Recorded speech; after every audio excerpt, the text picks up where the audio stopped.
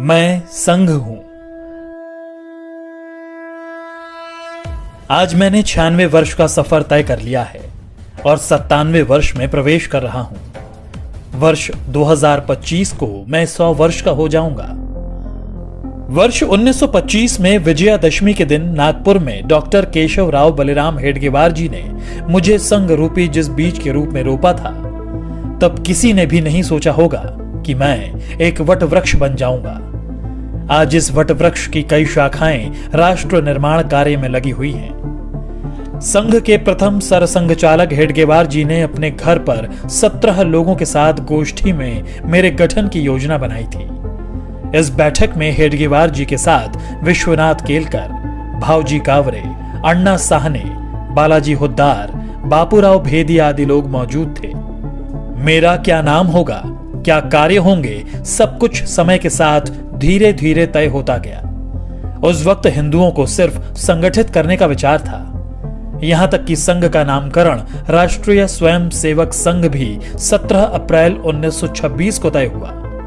इसी दिन हेडगेवार जी को सर्वसम्मति से संघ प्रमुख चुना गया, लेकिन सरसंघ चालक वे नवंबर 1929 में बनाए गए। मेरे नाम के अस्तित्व में आने से पहले 3 नामों पर विचार मंथन हुआ, जो थे राष्ट्रीय स्वयं सेवक संघ, जरीपटका मंडल और भारतोद्वारक मंडल,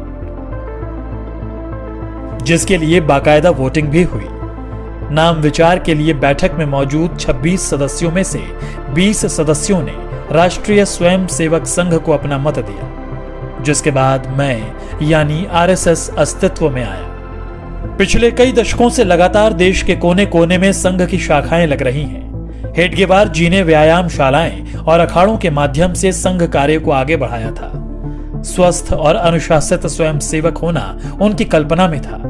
96 वर्ष के सफर में आज मेरे 80 से ज्यादा समविचारी और अनुषांगिक संगठन हैं। दुनिया के करीब 40 देशों में मैं सक्रिय हूं। पर मेरा यह सफर इतना भी आसान नहीं था। कई ऐसे मौके आए जब मुझ पर आरोप प्रत्यारोप भी लगे और यहां तक प्रतिबंध भी लगा दिया गया। इस दौरान स्वयं सेवकों के साथ दुर्व्यवहार भी हुआ, लेकिन हम स्पष्ट थे क्योंकि हमारा लक्ष्य स्पष्ट था। हम सम और विषम परिस्थितियों में एक समान बढ़ते रहे क्योंकि लक्ष्य बड़ा था। संघ के विरुद्ध दुष्प्रचार के बावजूद समाज का एक बहुत बड़ा वर्ग ऐसा भी था जो संघ के समर्पण को देख रहा था और समझ भी रहा था। यही कारण था कि जिस परिवार को संघ के स्वयं सेवकों की मदद किसी न किसी रूप में मिली, वह सदैव के लिए संघ का हो गया। मैं तो अपने कार्य पथ पर अपने स्थापना के साथ ही निरंतर चलता रहा। आजादी मिली, लेकिन विभाजन की विभीषिका के रूप में दर्द भी मिला। रास्ते कठिन थे, मगर मैं रुका नहीं। अपने राष्ट्र और सनातन सुरक्षा के लिए मैंने तब भी 3000 कैंप्स लगाए और अपने बंधु भगिनियों के साथ चला।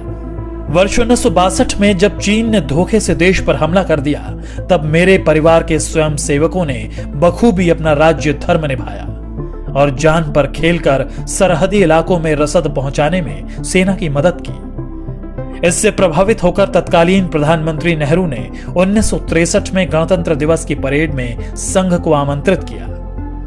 स्वयं सेवकों ने उस गणतंत्र दिवस की परेड में पूर्ण गणवेश के साथ भाग लिया और अपनी सादगी सात्विकता से सबको अवगत कराया था। इसके बाद वर्ष 1965 में पाकिस्तान से युद्ध के दौरान भी स्वयं सेवकों ने महत्वपूर्ण भूमिका निभाई। तमाम विरोध और सभी कठिनाइयों के साथ संघ अपने पथ पर निरंतर आगे बढ़ता रहा। आपदा हो या युद्ध, मेरा संकल्प भारत समर्पित। कभी 25 स्वयं सेवकों से शुरू हुआ संघ आज विशाल संगठन के रूप में स्थापित है। बिना स्वार्थ, तन मन धन से दिन रात राष्ट्र सेवा, मानव सेवा में स्वयं सेवक जुटे हुए हैं।